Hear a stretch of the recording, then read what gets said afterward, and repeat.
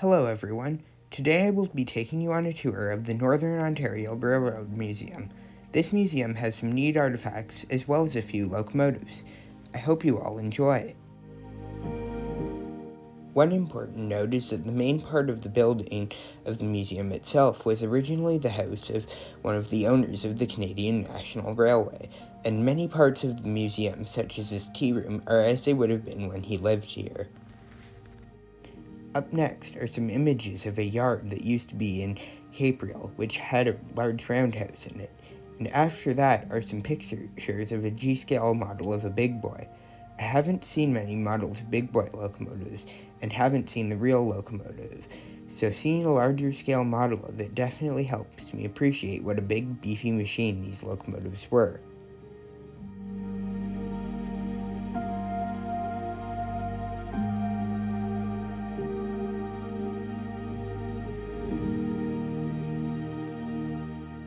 After that, I climbed the stairs to the upper floor of the house, and on the wall there were many pictures of different locomotives that ran through Capreol in the good old days of steam.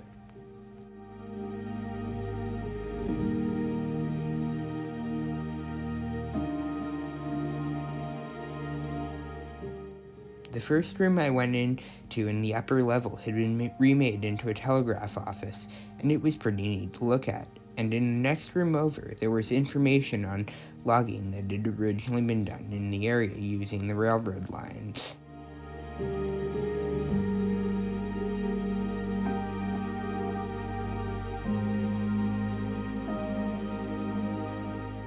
In the logging exhibit, there was also a small model railway display that recreated a part of the logging industry in the area. In another room, they had lots of lights, models of cranes, and other odds and ends. There was also a picture of a head-on-head train collision, which you'll see in a moment, which I thought was rather interesting, and also horrifying.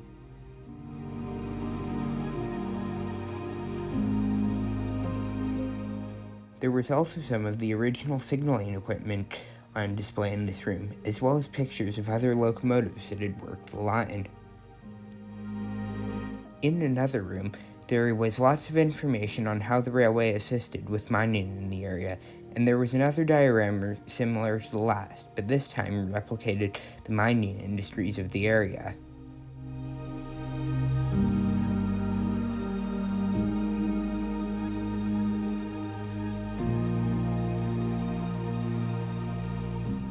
The backyard of the museum was where all the most interesting stuff was, in my opinion.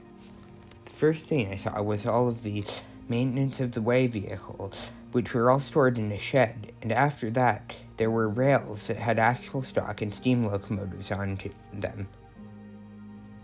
First up was a Canadian National snowplow, similar to the one in my Smith's Falls video, and next to it was an old Canadian National wooden caboose that you could walk inside of.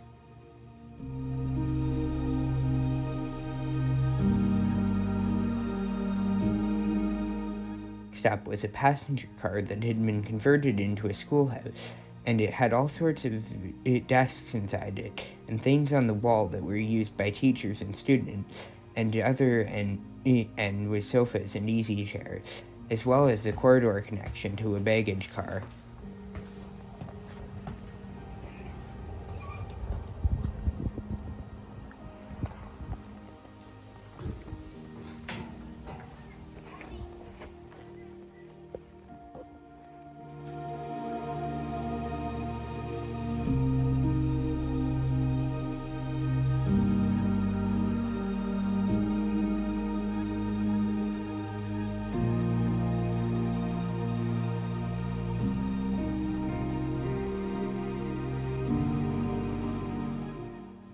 Next up was the steam locomotive number 219 from the Temiskaming and Northern.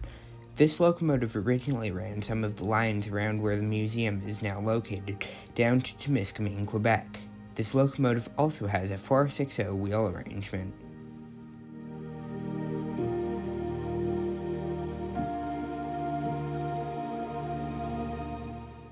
Next to the 460 was a massive Canadian National U1F 482 locomotive. While this locomotive did not work on the tracks in northern Ontario, where the museum is located, it has been brought here for preservation, and seeing such a large, powerful locomotive and being able to go into the cab was You can very go up neat, into the cab of as this one is one of too. the largest locomotives I've ever seen in person.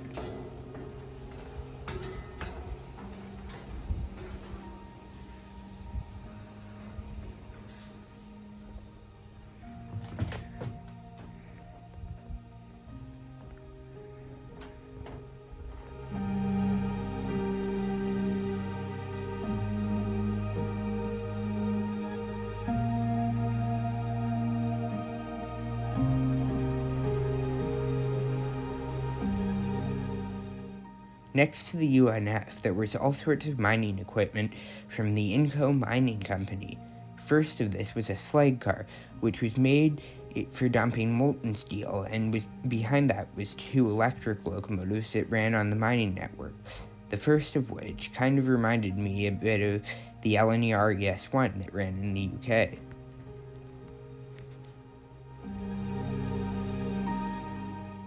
Behind that, there were all sorts of wagons that were built very low to the ground, as they were designed for using in the mine shafts. There was also a 2-piece car with large arms that could carry a drum that was used for maneuvering hot steel in the mines.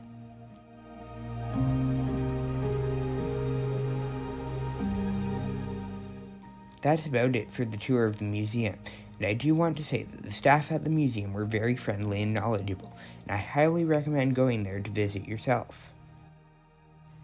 Behind the museum, there are some PN lines as well that are still in operation, and I took some photos of various bits of rolling stock and locomotives, which I will include here at the end. That wraps up this tour, though, and I do have another video planned soon, as in another museum that was just down the road from this one, there was a large model railroad display that I took some videos of, and I have already uploaded a short or two to my channel of. For now, though, that is all for today. Thank you for watching, and please check out my channel for more videos similar to this and others that'll be coming soon. Bye!